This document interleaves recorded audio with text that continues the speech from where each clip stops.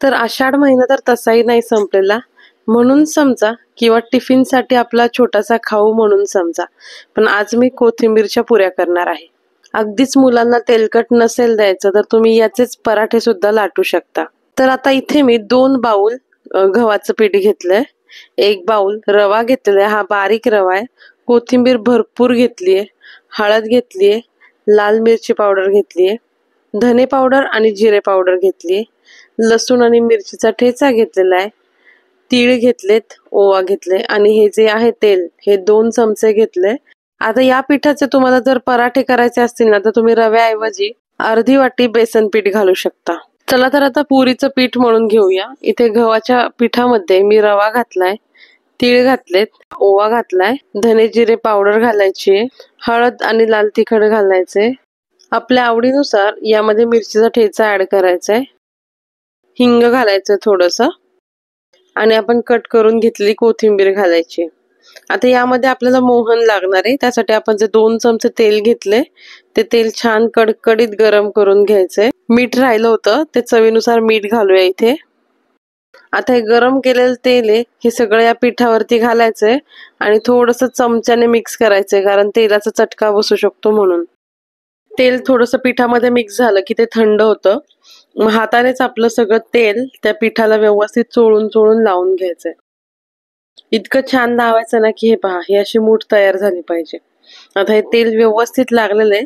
आता यामध्ये आपण लागेल तसं थोडं थोडं पाणी घालायचंय आणि घट्टसर पीठ मळून घ्यायचंय. पीठ जर मऊ मळलं गेलं ना, चपाती सारखं असतं तसं जर मळलं गेलं ना तर मग ती तेलकट होती पुरी. आता ही पुरी ना तुम्ही करून पहा याच प्रमाणामध्ये, अजिबात तेलकट होणार नाही. आता पीठ मळून झालंय म्हणून याला थोडासा तेलाचा हात लावलाय, थोडंसं एकसारखं करायचंय आणि 10 ते 15 मिनिटांसाठी बाजूला ठेवून घेऊया. म्हणजे मग यातला जो रवा आहे तो सुद्धा व्यवस्थित भिजतो. 15 मिनिटांनंतर झाकण काढलं यावरचं, पुन्हा पीठ एकसारखं केलंय. आता याच्या आपण पुऱ्या लाटून घेऊया. आता यातनं आपण छोटासा एक गोळा घ्यायचा आहे पिठाचा आणि त्याला असं थोडंसं जाडसरच लाटून घ्यायचंय. म्हणजे अगदी चपातीसारखं जर आपण पातळ लाटलं ना तर ती पुरी अजिबात फुगणार नाही. त्यामुळे ती व्यवस्थित जाडसर लाटून घ्यायची. खूप जास्त जाड पण नाही लाटलं पाहिजे किंवा खूप जास्त पातळ पण नाही. खूप जास्त जाड जरी लाटलं ना तरी मग आपली पुरी कच्ची राहू शकते किंवा त्याच्या कडा कच्च्या राहू शकतात.